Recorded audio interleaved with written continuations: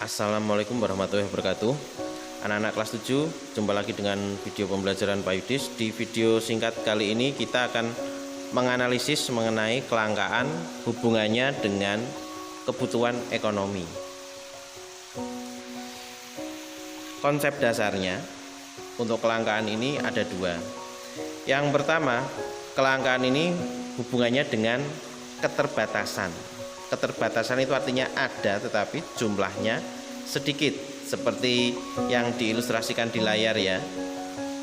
Ada gajah. Nah, gajah di sini adalah hewan yang langka, artinya jumlahnya sangat terbatas. Dengan yang kedua, adanya keinginan yang tidak terbatas.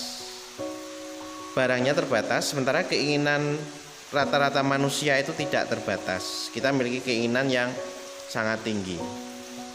Akibatnya dari kelangkaan atau keadaan yang langka tadi, kita harus memiliki alternatif pilihan.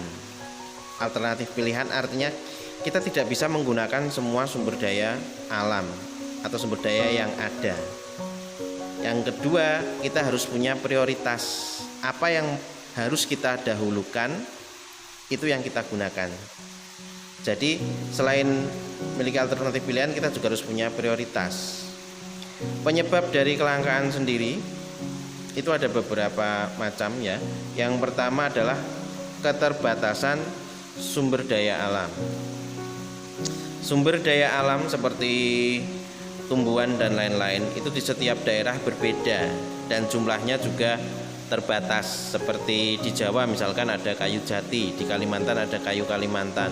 Nah, setiap daerah ini memiliki keterbatasan sendiri, sehingga kayu jati mungkin di Jawa tidak langka, tetapi di pulau-pulau selain Pulau Jawa ini menjadi kayu yang sangat langka.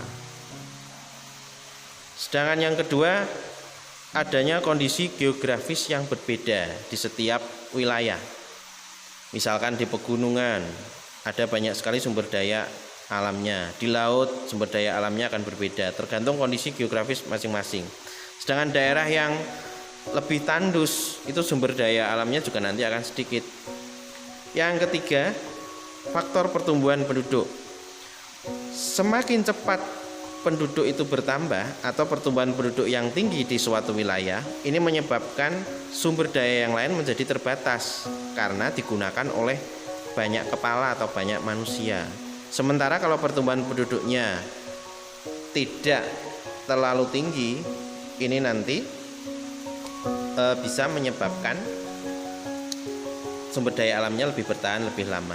Yang keempat, adanya kemampuan produksi dan penguasaan teknologi oleh manusianya. Jika mampu memproduksi barang lebih banyak, itu nanti jumlah kebutuhan ekonominya juga tidak akan menjadi langka. Tapi kalau kemampuan produksinya kurang, akan menyebabkan kelangkaan. Nah, kemampuan produksi ini juga berhubungan dengan penguasaan teknologi. Kalau bisa melakukan teknologi, menguasai teknologi yang tinggi, kemampuan produksinya juga akan menjadi tinggi. Nah, kalau kemampuan produksi tinggi, maka akan menyebabkan kelangkaannya menjadi sedikit. Yang kelima ini faktor bencana alam. Nah, ini faktor di luar dugaan, tidak ada campur tangan manusia. Kalau sudah bencana alam ini nanti akan menyebabkan kelangkaan akan semakin tinggi karena banyak lingkungan rusak, sumber daya alam di sekitar kita juga akan mengalami kerusakan, sehingga akan menyebabkan kelangkaan sumber daya ekonomi. Demikian pemaparan video singkat kali ini. Terima kasih, selamat belajar.